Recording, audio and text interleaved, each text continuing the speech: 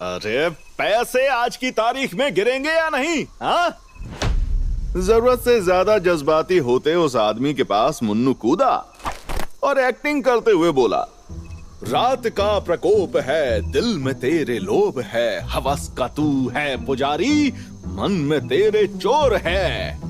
मुन्नू की बात सुनकर उन आदमियों ने अपनी बंदूकें निकाल ली और उस पर तान दी। मुन्नू समझ गया था कि अब अगर पैसों की बारिश नहीं हुई तो फिर गोलियों की बारिश तो जरूर होगी। मुन्नू बोला, पैसों की देवी कर दो पैसों की बारिश, माया माया पैसों की देवी कर दो पैसों की बारिश। और फिर धीरे से बोला, साले सत्तू बटन दबा। मुन्नू का ये डायलॉग जंगल में छुपे सत्यम के लिए एक सिग्नल था, तमाशे का ग्रैंड क्लाइमेक्स करने का। सत्यम ने अगले ही पल एक रिमोट का बटन दबाया। बिजली कड़कने का फ्लैश जंगल के अंदर छुपी लाइटों से आया और फिर जोर से आवाज आई। वहीं उसी एरिया में लगे स्पीकर से जो कि पेड़ों में छुपाए गए थे। और फिर धमाके से जमीन के अंदर से चारों ओर से सैकड़ों सिक्के बाहर हवा में उड़े। जमीन के अंदर डब्बों में चिल्लर भर के डाली हुई थी। बिजली कड़क रही थी और एक के बाद एक धमाके से सैकड़ों सिक्के धरती के सीने से फट के बाहर निकल रहे थे। मुन्नू चिल्लाया, देखो देखो, बाबा हाथीराम चौधरी का करिश्मा, हो रही है ना पैसों की बारिश। हवा में हजारों चिल्लर उड़ रही थी। 5 पैसे के सिक्के, 25 पैसे के सिक्के, 50 पैसे के सिक्के और एक सोने का सिक्का भी उड़ा, जिसे देख के मुन्नू चौंक गया। वो खुद से बोला, अरे यार ये सत्तू पगला गया है का? चिल्लर में सोने का सिक्का कैसे डाल दिया बे? मुन्नू ने अगले ही पल वो इकलौता सोने का सिक्का अपने पैरों के नीचे दबा लिया। तभी हवा में उड़ते चिल्लर को देख के वो आदमी गुस्से से पागल हो गए और उन्होंने मुन्नू को पकड़ लिया। बस साले, ये तो चिल्लर गिर रही है। अरे अब देवी माया का हाथ थोड़ा टाइट है तो उसमें हम क्या कर सकते हैं। चलो अगली अमावस को 20,000 रुपए के साथ फिर मिलते हैं और फिर ट्राई करते हैं। हमारा काम अब पूरा हुआ, पाताल में जाने का टाइम हो गया हमारा। इससे पहले वो आदमी कुछ कहते, एक धमाका हुआ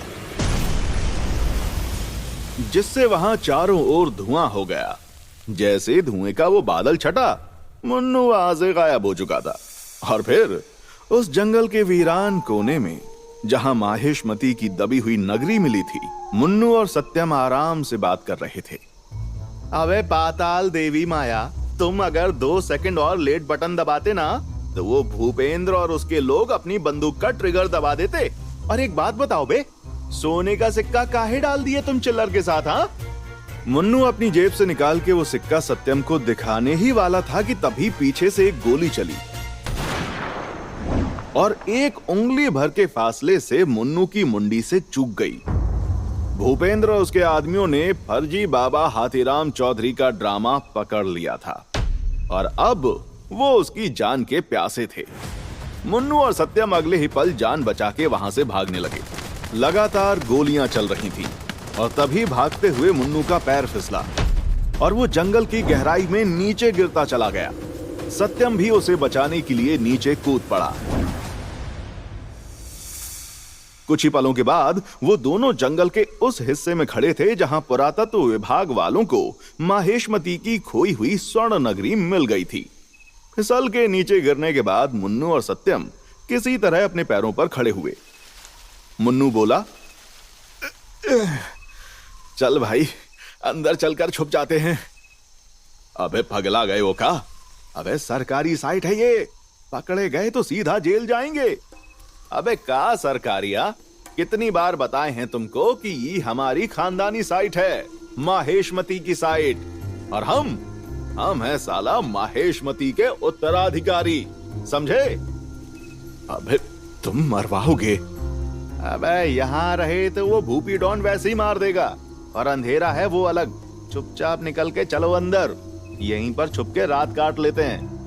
दूर से आती भूपेंद्र के आदमियों की आवाजों ने सत्यम को मुन्नू की बात मानने पर मजबूर कर दिया था। इसके बाद वो दोनों अपनी जान बचाने के लिए माहेशमती की रहस्यमयी नगरी की साइट में घुस गए थे। और उस पल ना मुन्नू को यह एहसास हुआ और ना ही सत्यम की नजर पड़ी कि मुन्नू की नानी का दिया हुआ वो पन्ना जो मुन्नू हमेशा अपने पास रखता था, उसके अंदर से एक सुनहरी रोशनी निकलने लगी थी। माहेशमती के साम्राज्य की तरफ बढ़ते समय मुन्नू नहीं जानता था कि वो उस जादुई दुनिया की तरफ दौड़ रहा था जहां से उसके लिए वापस लौट के आना नामुमकिन होने वाला था।